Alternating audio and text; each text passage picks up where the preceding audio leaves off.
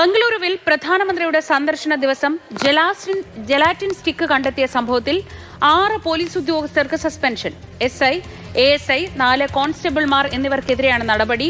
Bengaluru south താലൂക്കിലെ വടരഹള്ളിയിലാണ് May 12-ന് gelatin stick കണ്ടെത്തിയത്.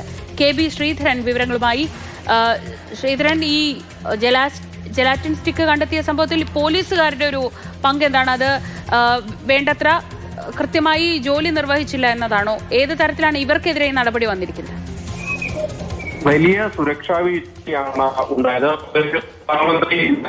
പ്രധാനമന്ത്രിയുടെ വാഹന വ്യൂഹം കടന്നു പോകുന്ന വഴിയിൽ നിന്നാണ് ഇത്തരത്തിൽ ജലാറ്റിൻ സ്റ്റിക്കുകൾ കണ്ടെത്തിയത്. ഇത് ഗുരുതര സുരക്ഷാ വീഴ്ച തന്നെയാണ്. ശ്രീ രവിശങ്കറിന്റെ പിറന്നാൾ ആഘോഷവുമായി ബന്ധപ്പെട്ടാണ് പ്രധാനമന്ത്രി ബംഗളൂരുവിൽ എത്തിയിരുന്നത്.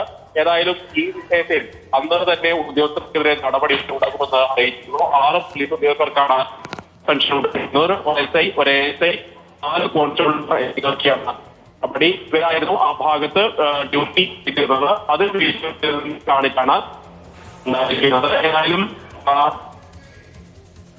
ശ്രീധരനാണ് വിവരങ്ങൾ നൽകിയത്. 6 പോലീസുകാർക്കാണ് ഇപ്പോൾ സസ്പെൻഷൻ നൽകിയിരിക്കുന്നത്. പ്രധാനമന്ത്രിയുടെ സന്ദർശനവുമായി ബന്ധപ്പെട്ട സുരക്ഷയിൽ വീഴ്ച വരുത്തിയതിനാണ് പോലീസുകാർക്കെതിരെ നടപടി.